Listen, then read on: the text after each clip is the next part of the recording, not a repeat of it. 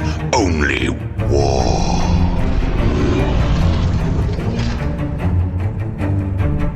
What is up, gents? 40k Dirtbags here. We're doing the Atlantic City tour. We just won for Death Guard about a week ago, so we had a lot of time to kind of plan out and see what kind of videos we're going to be making. We're going to be doing a picture-by-picture, turn-by-turn for each game coming up in the series.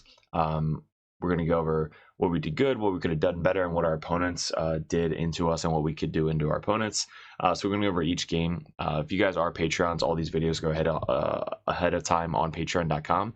I wouldn't be doing this without my Patreons. If you guys are interested in joining the Dirtbag Nation, you guys get a coach in your corner. If you guys just want to support the channel and have first access to these videos, or get your own little Patreon link that you can message us over at the Patreon with all the other Dirtbags. So that is that, or the competitive Dirtbags, you get to message me one-on-one or another coach, and then Grandmasters, you get one-on-one coaching and a call to go over like battle reports or GT prep, stuff like that. It's always good to have that professional coach in your corner. But with this Atlantic City Open, we were 4th last year, so we had to take our revenge out this year, and insane competition. But there was a 8-player team tournament going on in Atlantic City at the same time. So the singles tournament was announced after the team tournament. So there was about 110 players, give or take, but literally the best players in the Northeast. I think the Northeast meta is just insane. So we got to still play a lot of good players. So if you guys are new to the channel, thanks for clicking on the video. We were #1 Chaos Space Marine player in the world last year. The year before that, we were #1 Grey Knight player in the world. So this year we're going for #1 Death Guard player in the world. There's a lot of good competition out there, especially the disgustingly resilient guys. So if you guys are friends with them, hit me up, because we're trying to do a collab and get all the Death Guard players on the same channel. But this is going to be fun. We're going to go over every game, picture by picture, turn by turn, and what we could have done better. And getting into the final game, the first 5 games, or 4 or 5 games, are going to be recorded this way. And then the last 2 games are going to be on War Games live stream, which I'm not sure if I'm going to do a video over that. Somebody let me know in the comments below. If you want me to go over the live game, I might just fast forward and kind of go over key points on what we did good and could have done better. I've never done that before, so that would be new. And then I'm going to leave those in all the links below. But again, if you are Patreons, this is going to be uploaded ahead of time on patreon.com, so that way you guys get first access to it. So guys, let's get into the quick sponsors, and then we'll get into our first game, and then we'll go from there.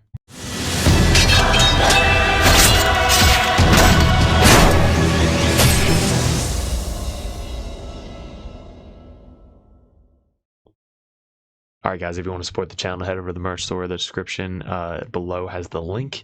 All these shirts are up for sale. These legit red, white, and blue shirts look fire at a GT. They're super comfortable, super non-shrinkage. It's just a really, really nice shirt. Spent a lot of time picking out the right shirt. All these designs are up for sale. All the stickers as well. And if you guys need some models, we got the Cypher, which is legit. We got the Tech Marine with Grey Knight bits. We have the Phobos Librarian, the Phobos Captain, the Kaldis Assassin should be in every list, and old school Codiez.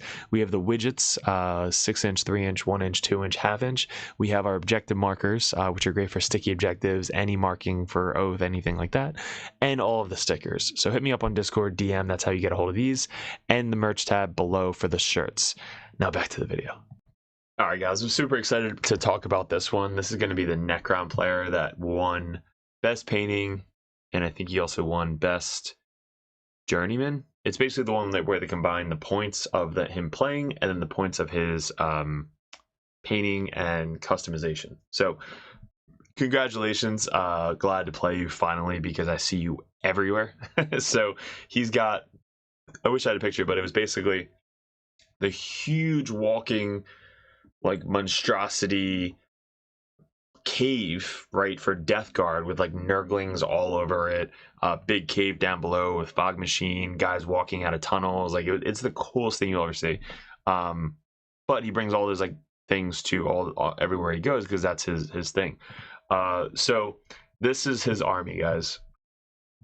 Customization everywhere. So I don't know the names, I apologize, but like this guy Walker is a lord with a big ass claw. He's got these guys.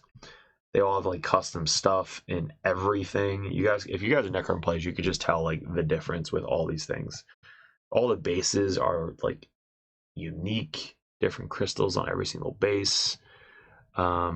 He's got the flayed ones that are from the Warhammer ghost things. Like, they're just so fucking cool. Another Lord.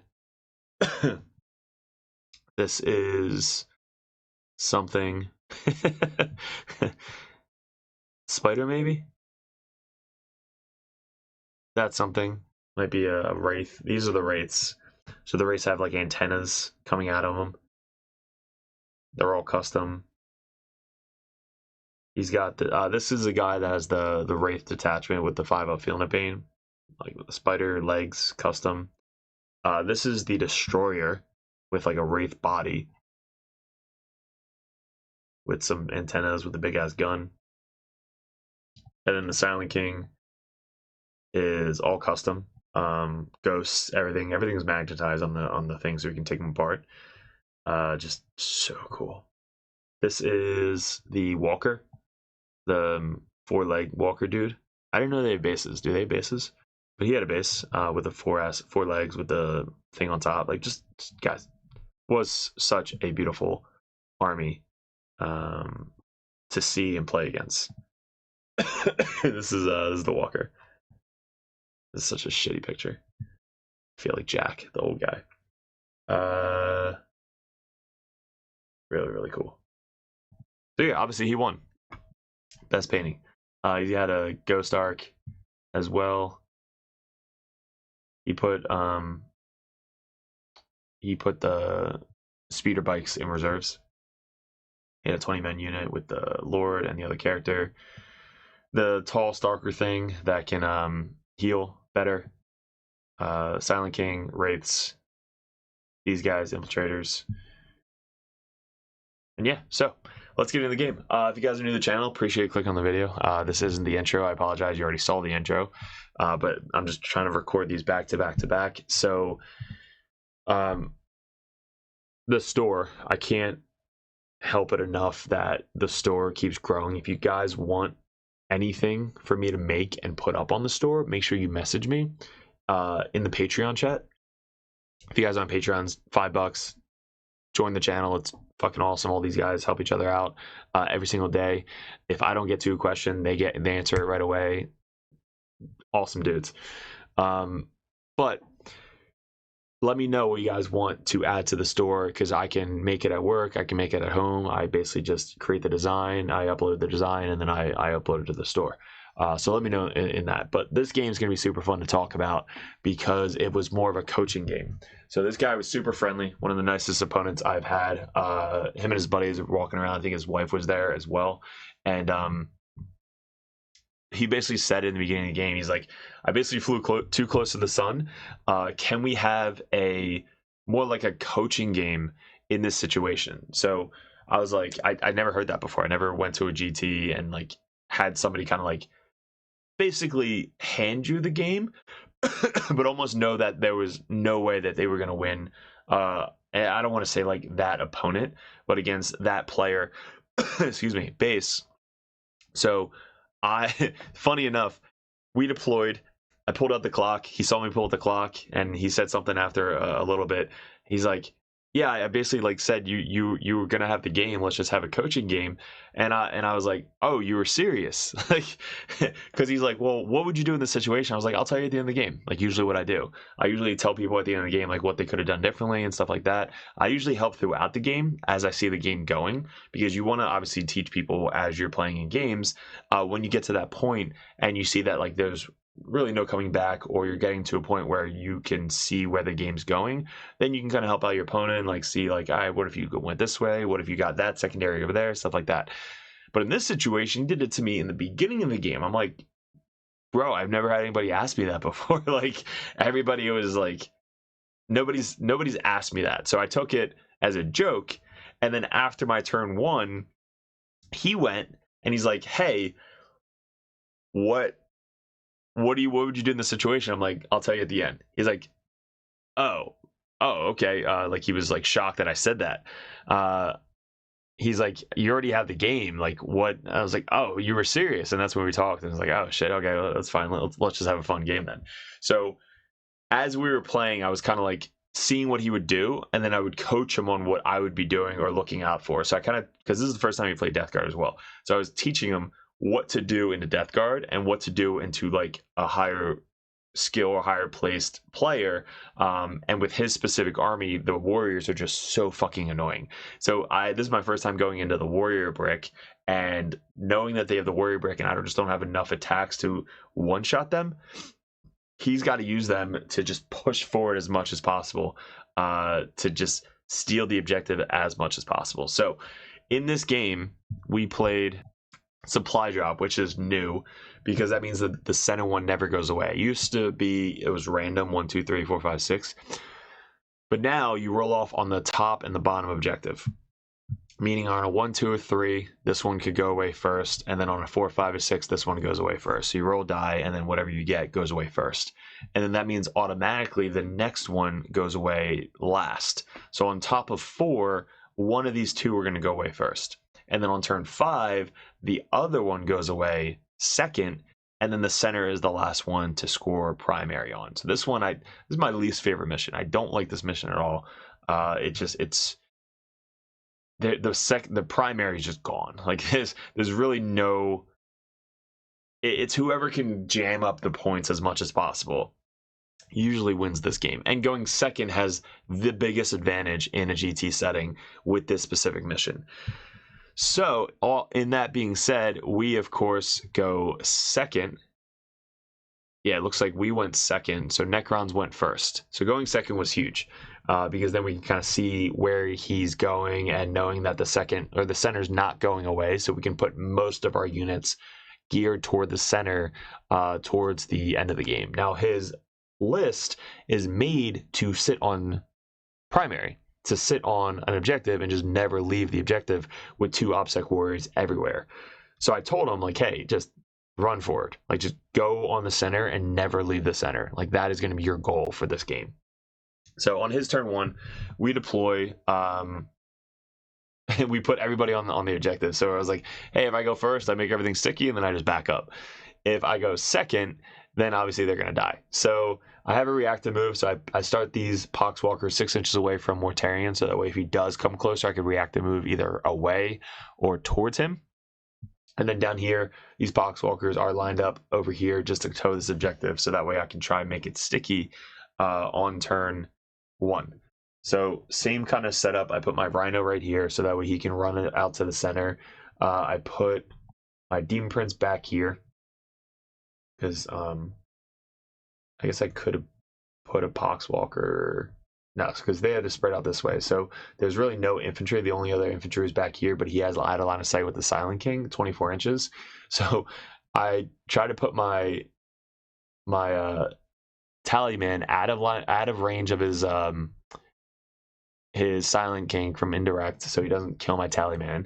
And then I try to keep my Demon Prince within 3 inches of Tallyman, so that way I don't get shot with anything. So that was a little confusing. That was weird going turn 1.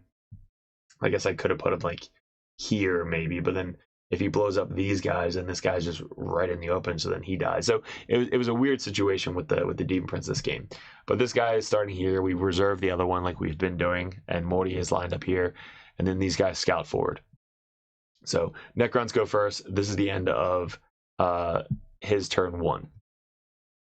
So what he does is he moves up everybody, and he doesn't want to basically get charged by Morty turn 1 or anything. So he basically moves up his big ass scarab guy onto the point over here. All the warriors scooch up. He basically gets in place everything else. This guy blocks out the backfield. The infiltrators had to get cleanse on turn 1, and then he had call the horde. So the center guys moved up, and then he established locust. So he couldn't get call the horde, so established locust. He moved up those guys to establish in the center, and then this guy moved up and cleansed up here. So I think he probably could have cleansed twice for 5 points, and maybe established with Silent King. maybe? I don't know. There's not really a lot of solos that he could have got to the center, because he doesn't want to give up too much on turn 1. So this is what I was talking about. He's got to basically run everything forward. So on turn 2 is when like he started committing his warriors onto the point. And then Silent King moved over here. These melee dudes scooted up to set up for turn 2 charges. And then the Wraith Brick moved up onto this point. And I was like, fuck, what the hell am I going to do to kill this Wraith Brick? So he put 1, 2, 3, 4 guys on the point. We put 1, 2, 3, 4, 5, 6, 7. So I think he had 6 OPSEC in the point, and we put 7 guys on the point. So that way we can just try and steal it for one more turn.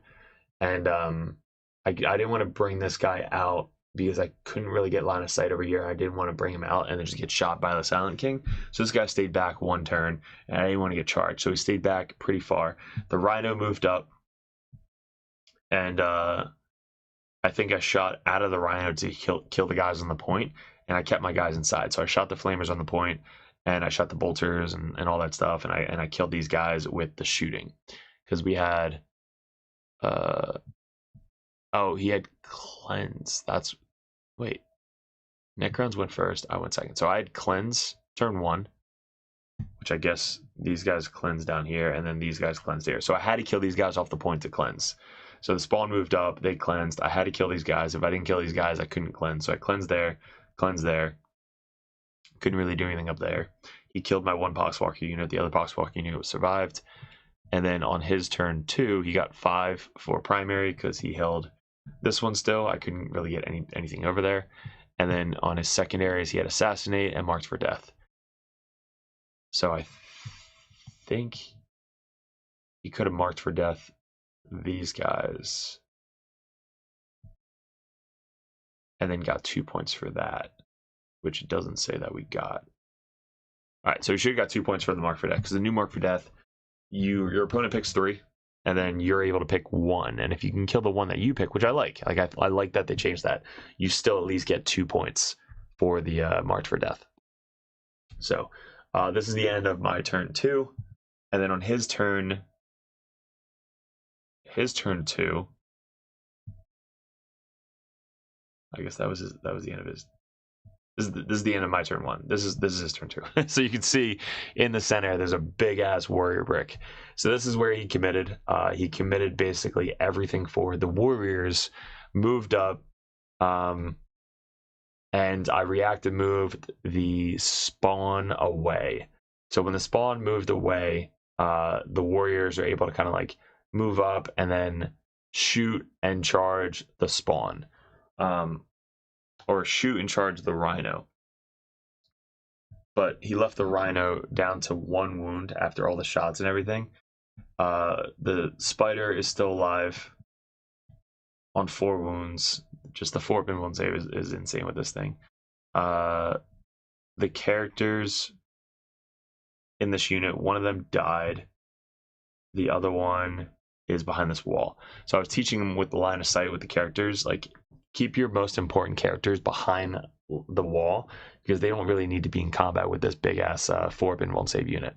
Because if they're outside, you can have somebody precision them like Morty. So Morty can walk up, spend a CP, precision out your character, and then you lose all your bonuses. He has a strat where he can bring a character back, but he has to choose instantly on which character he wants to bring back. So if he either is running out of CP, or you plan to kill 2 characters in 1 turn, you can only bring one of them back. So if you plan it out ahead of time and you go like, all right, I'm going to kill this character and this character and this character in this go, you want to like kind of like test him and see which one he's going to bring back. So you want to like kill one that is like the least favorable or the most favorable. And once you kill that, you're like, hey, do you want to bring him back? Because he has to do it instantly. And if he does, then you know the other 2 characters that you're really aiming for, you could just go out and destroy them. So that's a good way to kind of get around that strat. I think it's the same with the sisters. They have a very similar strat. So we brought in our heavy blight launcher over here, the other one over here. He is basically splitting up my forces, which the Death Guard do not like to do. You want to keep everything as close as possible. So once these guys committed in the center and the rates were down here, I didn't really have anything to go after the rates. So what I really tried to do was just put everything that I could onto the race to try and one-shot them. So I had to bring in my Lord of Contagions, both kind of like down here. Did I bring in both down here? Yeah, Typhus came in up there. This Lord of Contagion is right there, who fell back. Yeah, so on my go turn, I basically brought down both Lord of Contagions, one Lord of Contagion here, one Lord of Contagion here, and I charged into the Wraiths with this Lord of Contagion, and the other Lord of Contagion charged into the Warriors. So with my sweep attacks, we killed a bunch of them, but you can see there's still a shit ton left. The Lord of Contagion lived after his go. He charged in with his melee dudes, with both of them. So the one came through the wall this way, the other one came around this way, and they just basically flanked my Lord of Contagions. Typhus came down here to get some line of sight onto these vehicles so that we can try and do some mortar wounds to them. Rhino moved up over here to try and stop primary, which we're able to with Morty and this guy. And then the spawn backed up, Lord of Contagion backed up, and we basically line up everything to kill the Wraiths. Once we kill the Wraiths, everything is basically out in the open now. So he still has this unit, this one Lord, and then this unit with the Silent King, who's not even touched. So he's got a lot to go back at me. After this turn of my go turn, now he's basically trying to win on primary. So all of his guys are in the center. All of these guys are trying to... This one goes away first. You can see the die. This one goes away on top of 4. So I have most of my army down here, which this is the one going away first. So not a good plan on my part. But luckily, with this new mission, the center never goes away. So I'm only a hop skip away from the center for turn 5. So it's not as bad. When you come down, commit on here, it goes away, and then this one goes away next, and then this is the one you're fighting for. So I'm glad that they made at least the center objective always stays. So after this, the Warriors again are just super annoying. I don't really have a ton that could chew through it in one go, and he keeps bringing them back. It's like 2d3 plus 3 with this thing. He's got a strat that can bring him back in like the end of any phase. It's just so good. Silent King scooches up and gets some line of sight shots onto the Rhino and Morty. Same with these guys. These guys scooch up and get some line of sights onto the Morty. And this is basically where we end up at the end of the game, is right here. So again, this is the final objective on turn 5. So after he ends here, after killing like my Lord of Contagion and stuff like that, this is bottom 3, I think.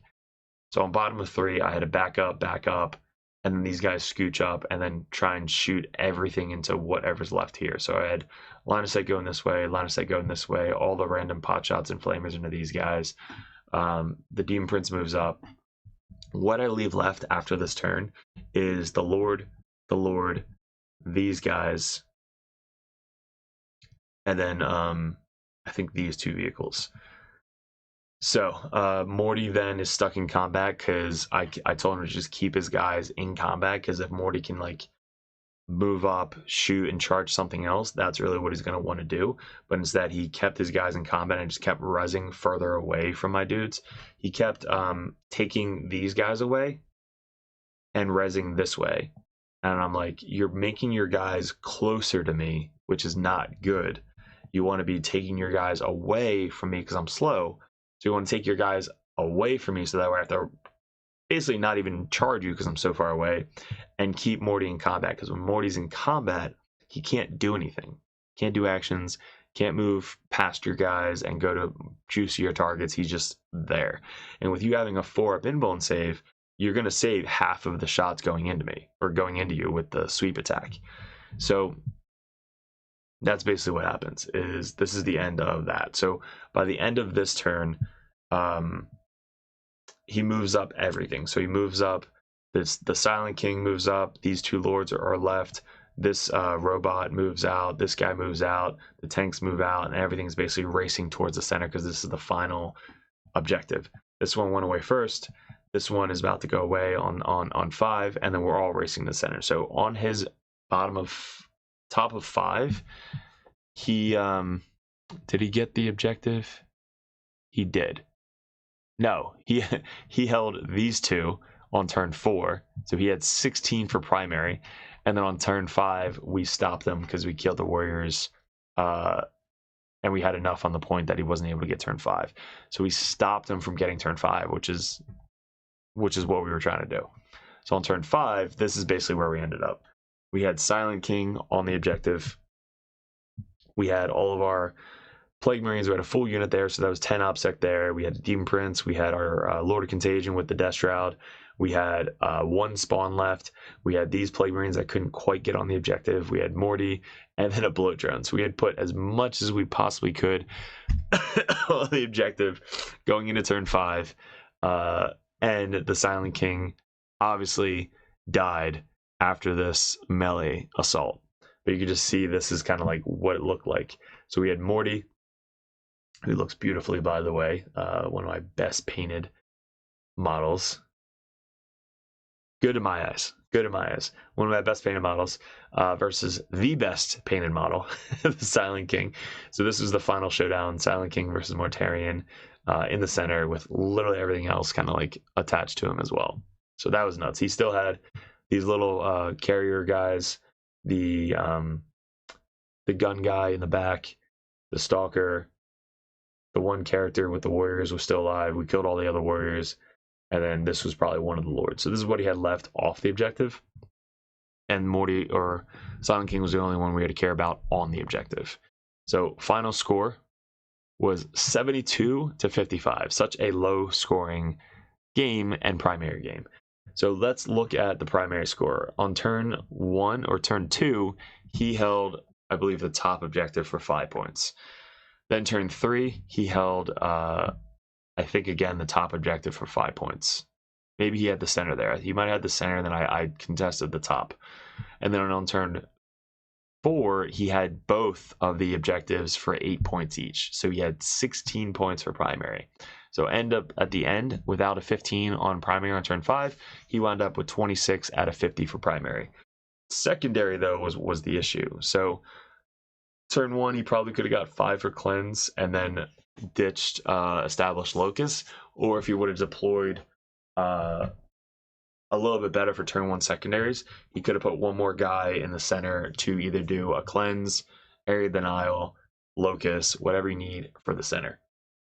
Because only having one unit that can go out to the center and not 2 for us when we deploy, we have the poxwalkers and the spawn, so that way if we do get something like this, like cleanse, area denial, or cleanse and locus, we have 2 different units that can get to the center and then do the actions if needed. So for him, he had 1 that could do it.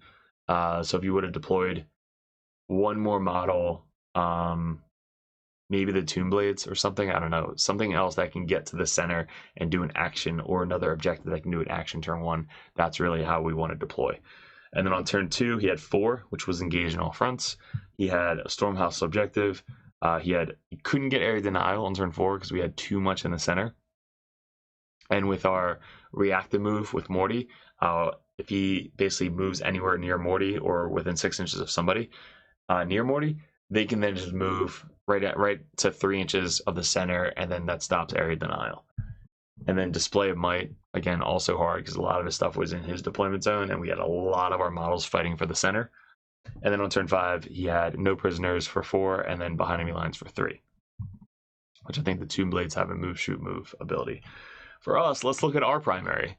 So we had 0 turn 2. We only had 5, which I think was the bottom objective on turn 3. We had another 0 on turn 4. And then on turn 5, we had 15 because we had going second and then getting the center objective. So we only had 20 for primary, and our opponent had 26. So that was close. It was a close game going into turn 4. Like turn 4 had 6, 16, 21, 25. I had 30 points. He had 26, 27, 28, 29, 30, 34. He had 38 points. So it was 38 to 30 going into turn 4. So even though it was a coaching game and helping him out the entire time, he still was beating me. So it was very, very close all the way till turn 5. On turn 5, that's really where we flipped the switch.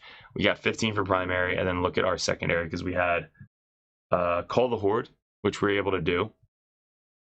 I think we might have got it in his turn. So in his turn, we killed the 20-man brick, which got 5.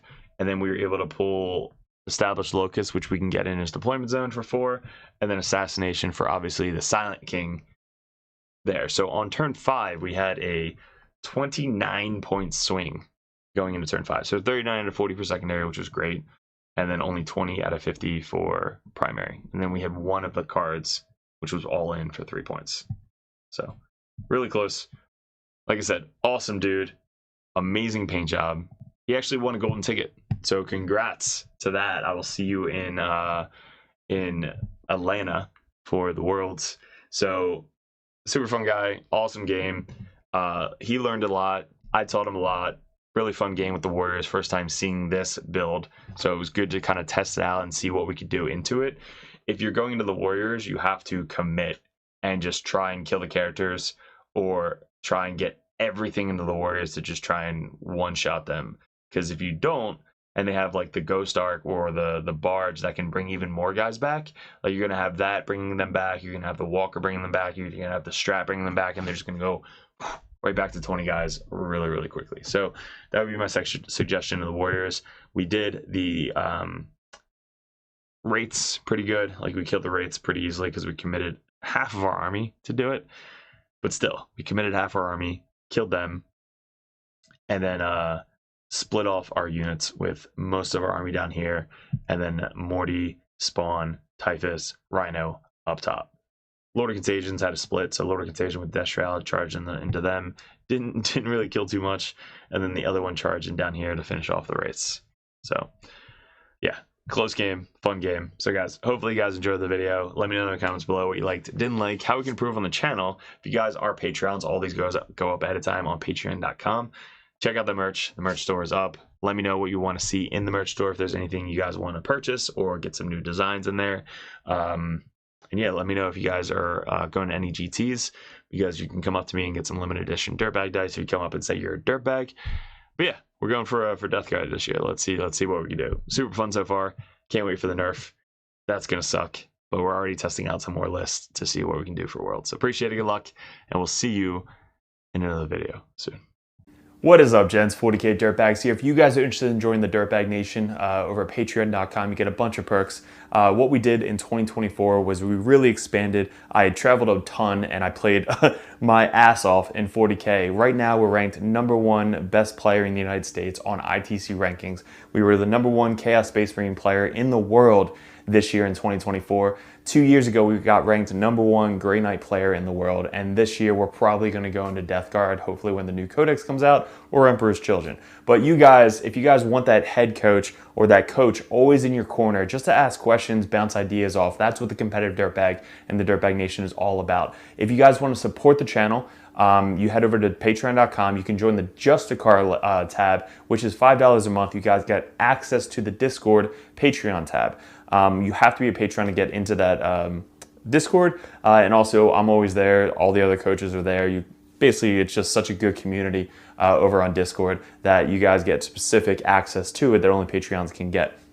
If you guys want to bump that up, the competitive Dirtbag tier, you guys get to message me or another Grandmaster or another Dirtbag coach over the Dirtbag Nation to add unlimited questions, list ideas, list reviews, and bounce ideas off of. That's what having a coach in your corner is all about. If you guys want to bump up to the Grandmaster tier, that tier you get every perk under the sun. So basically you get access to Discord, you get one-on-one coaching, you get a call once a month if you guys would like to go over any RTTs coming up, any GTs coming up, any list reviews live over Discord chat, and also a special perk that Grandmasters get if you guys want any video suggestions like we do all the time with these table setups that we just upgraded thanks to the Patreons.